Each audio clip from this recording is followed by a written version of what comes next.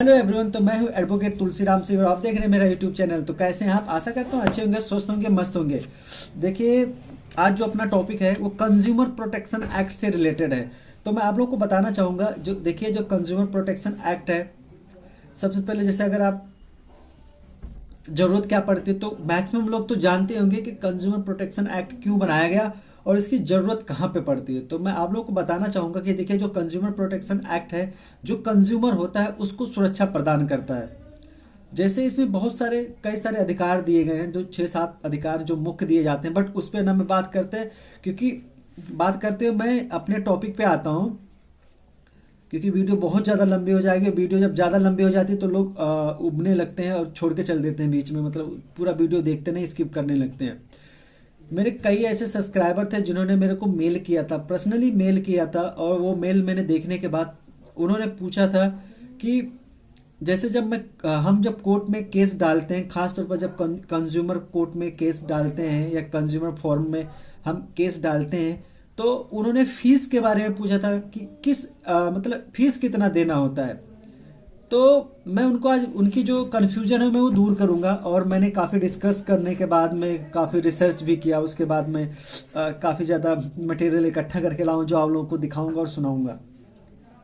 देखिए, जो court fees लगती है वो आपके केस की जो वैल्यू होती है उस पर डिपेंड करता है कि कितनी लगेगी। और आपके केस की वैल्यू, जो जैसे खासतौर पर कंज्यूमर कोर्ट में आप केस डाल रहे हैं, तो आपके जो मामले की या जो किसी प्रोडक्ट की अगर जो वैल्यू है ना, उससे डिसाइड होता है कि वो कौन सी कोर्ट में फाइल, मतलब केस फाइल होगा या कहाँ पे नहीं होगा। तो जैसे अगर आप डिस्ट्रिक्ट कमीशन में डाल रहे हैं, तो जो डिस्ट्रिक्ट कमीशन में अगर कोई आप डाल रहे हैं तो वहाँ पे आपका जो क्या कहते हैं कोर्ट फीस होगा, जो केस का फीस होगा वो नील होगा, अप टू 5 लाख। अगर 5 लाख तक आपका नील रहेगा। डिस्ट्रिक्ट फोरम में अगर आप डाल रहे हैं, डिस्ट्रिक्ट कमीशन में डाल रहे हैं, तो अप टू 5 लाख आपका जो होगा तक अमाउंट का अगर कोई भी मामला डालते हैं तो कोर्ट फीस 0 लगेगी। 5 लाख से above up to 10 lakh, 5 lakh से 10 लाख के बीच में अगर केस फाइल करते हैं, ठीक है, तो आपका 200 रुपया उसका वो पड़ेगा। 5 लाख से 10 लाख के बीच में अगर आप केस कहीं फाइल करते हैं, खास तौर पर कंज्यूमर कोर्ट में, ठीक है, तो आपका 200 रुपया कोर्ट फीस होता है। वो फीस, केस का फीस चार्जेस लगेगा। इसके अलावा अगर 10 लाख से लेकर अप टू 20 लाख, मतलब 10 लाख से लेकर 20 लाख तक अगर केस फाइल करते हैं, का जो आपका केस का अमाउंट है, जो वैल्यू है, तो आपका 400 रुपया लगेगा कोर्ट फीस। आगे है 20 लाख अप टू 50 लाख, 20 लाख से 50 लाख तक 1000 रुपया कोर्ट फीस लगेगा। इस बीच में 1000 रुपया लगेगा कोर्ट फीस। कितना? 20 लाख से 50 लाख तक।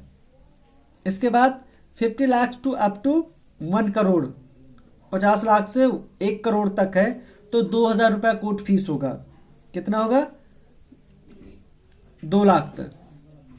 ये आप 2 लाख, मतलब 1 करोड़ तक, सॉरी मैं माफ़ी चाहता हूँ, अगर 50 लाख से लेकर 1 करोड़ तक का अगर आपके केस की जो वैल्यू है, ठीक है, तो उसका 2000 रुपया आपका होगा कोर्ट फीस होगा।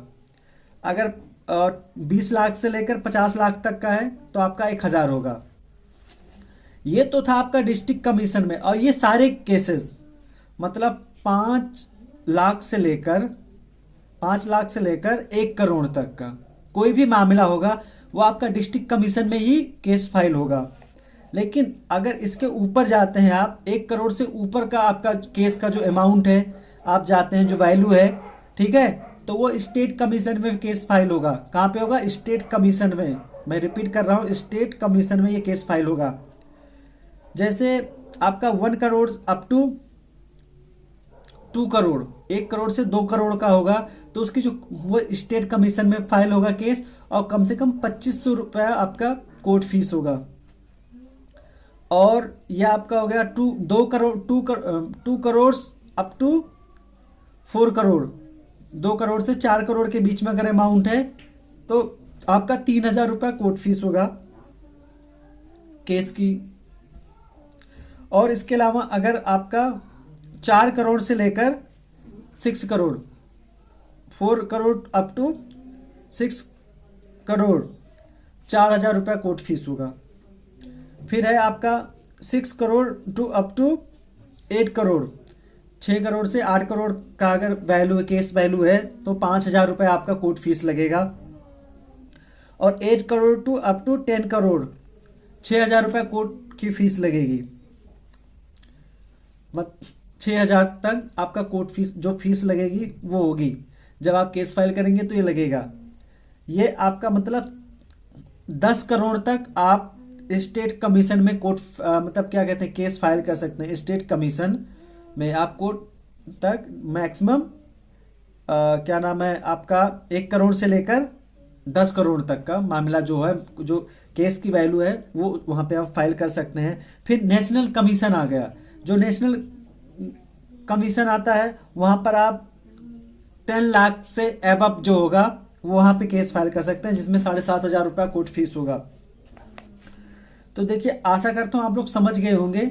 अगर इन रेट से रिलेटेड अगर आपका कोई भी ऐसा सवाल है जो बच गया है, आपको लगता है कि आप समझ नहीं पाए हैं, तो आप मुझे कमेंट कर सकते हैं और मैं इसको दोबारा बता दूंगा या रिपीट कर दूंगा। ठीक है, तो ये एक लिस्ट थी जिसके आधार पे आपके कोर्ट फीस डिसाइड होंगे और कोर्ट आपके जो केस का कोर्ट भी डिसाइड होगा, कि मतलब जगह भी डिसाइड होगा, वो कमीशन भी डिसाइड होगा कि कहाँ पर आपके केस फाइल होंगे।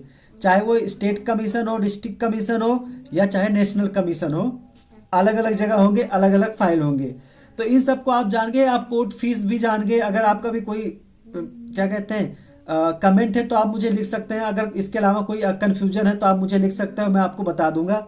और दूसरी बात, इसमें मैनर जो होते हैं, नाबालिग जो होते हैं, वो भी कोर्ट क्या कहते हैं, कोर्ट में मतलब वो भी कंज्यूमर कोर्ट में अपना केस डाल सकते हैं। मतलब थोड़ा समझने लायक हो, उसमें अभिभावक का शामिल होना जरूरी रहेगा, बट वो भी कर सकते हैं। तो ये चीज़ जो आपके गुड्स की वैल्यू है, ठीक है, जहाँ पे मैं अभी बार बार आपसे कह रहा था, जो आपके केस की वैल्यू है, जो आपकी गुड्स की वैल्यू है, इसको आप गुड्स बोलेंगे तो सही रहेगा। जो आपके प्रोडक्ट आपने जो खरीदा उसकी जो वैल्यू है, ये लिस्ट थी जिसके बारे में मैंने आप लोगों को विस्तार से बताया। आशा करता हूँ आप लोग समझ गए होंगे। और अगर आप लीगल टॉपिक से रिलेटेड अगर वीडियो रेगुलर देखने के शौकीन है, या देखने की इच्छा रखते हैं, या लीगल नॉलेज रखने की इच्छा रखते हैं, तो आप मेरे चैनल को अभी फटाफट सब्सक्राइब कर दीजिए, बेल आइकन को ऑल पे कर दीजिए, ताकि जो भी मेरी वीडियो होगी सबसे पहले नोटिफिकेशन आपके पास जाएगा और उसको आप सबसे पहले देख सकेंगे। तो मैं फिर मिलूंगा एक नई वीडियो के साथ, तब तक के लिए जय हिंद।